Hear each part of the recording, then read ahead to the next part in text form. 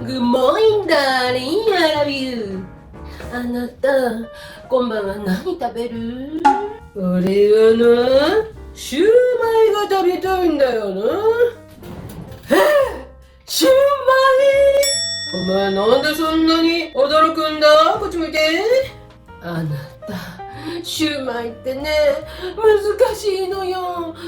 皮にね、こう肉種入れてね、こう包まないといけないのよ。それが難しいというかね、めんどくさいからね、出来合いのシューマイを買っちゃうのよ。俺はな、肉さえ入ってればな、皮はいらないよ。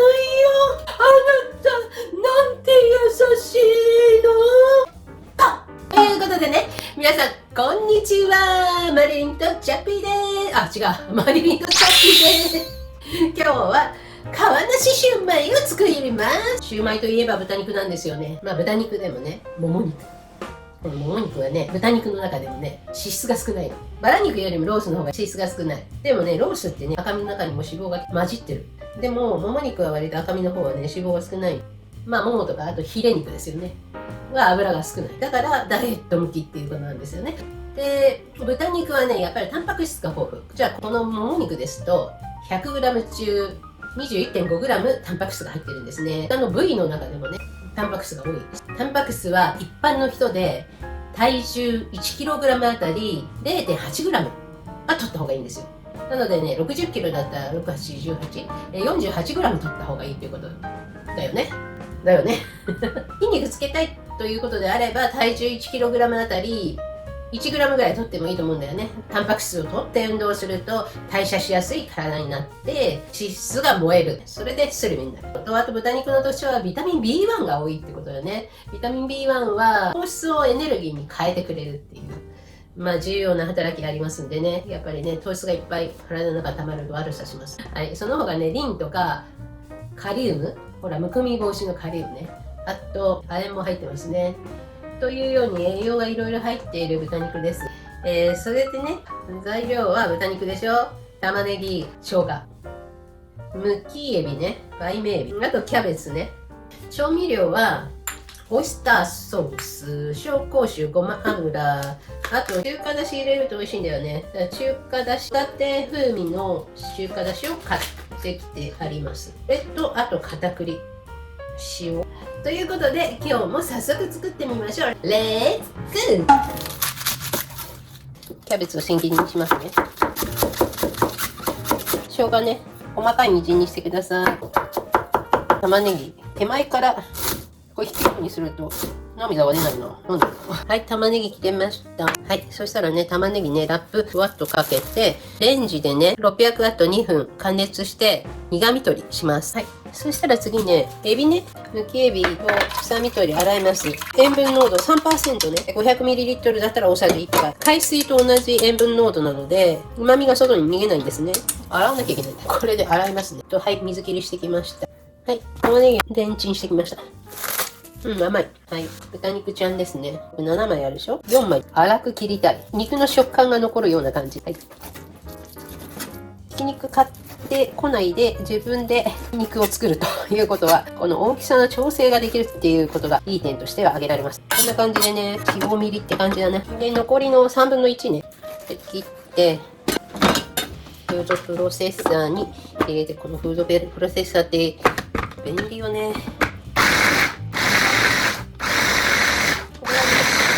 細かくほら、見て。これがね、つなぎになるからね。切ったひき肉と細かいひき肉をね、ボウルの中で合体させます。はい。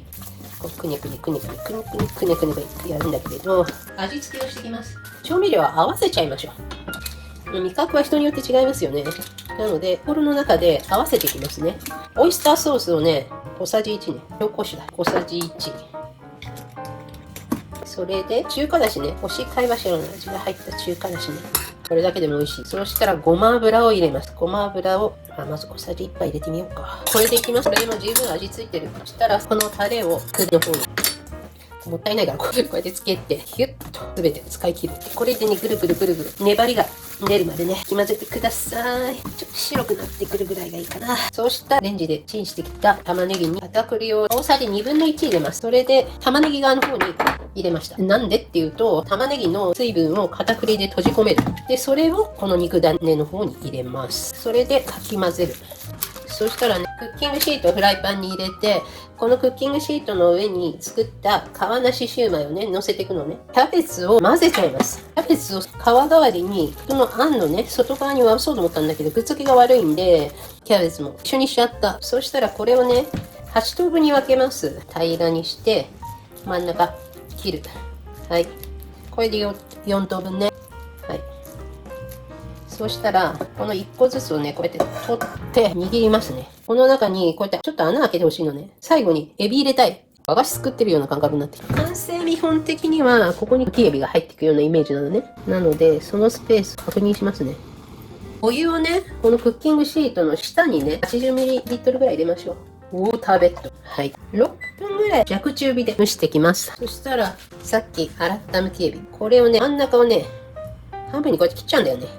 このエビは長時間加熱すると、エビの中に入っているね、旨味成分のグルタミン酸が外にね、溶け出ちゃうわけ。ハーフにすれば早く入るから。はい。そしたら8匹分ね。そして塩をね、ほんと少々ね。で、まぶしますね。細かく切っちゃうね。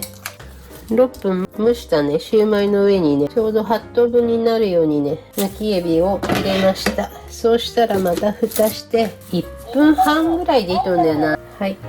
これ1分経った感じ、こうね。はい。ちょっとね、大失敗。生姜入れるの忘れちゃった。食べるときにね、生姜醤油で食べましょう。はい。ということで。食後の血中中性脂肪の上昇を穏やかにするというね、新製品ですね。最近、なんかノンアルコールが売れてんじゃないかな。種類も増えてきてますよね。ね、すごいよね。アルコール成分はゼロだし、カロリーがゼロだし、糖質がゼロだって。ということで試食します。生姜醤油、からし醤油、ポン酢ね。何が美味しいのかな。何もつけなくても食べられるけれど、やっぱりちょっとつけた方がいいかな。生姜のみじん切りを入れるのを忘れちゃったんで、後から作ったんですよ。さっきこの生姜が入ったやつを食べてますので、生姜醤油。結論としては、生姜は中に入れても入れなくても好みだね。どっちも美味しい。それで、ポン酢でも美味しいし、生姜醤油でも、からし醤油でもいけると思います。生姜醤油はね、生姜の量が多すぎるとちょっと辛いかもしれない。このエビが甘い。エビ美味しい。真ん中カットして刻んで乗せたのが良かったと思いますね。だからすごい短時間で蒸し上がってるんで、旨味成分が外に逃げていないんだと思うんですよね。ビールでこの喉をさ、こうゴクゴクって鳴らす音を聞いて美味しいと思う。ということで、今日も美味しくできました。皆さんね、このキャベツ入れるとこう色も綺麗になりますし、皮がない分糖質控えめになってダイエットにもいいと思いますので、皆さんも作ってみてください。それではね、バイバイバイバイだーれん。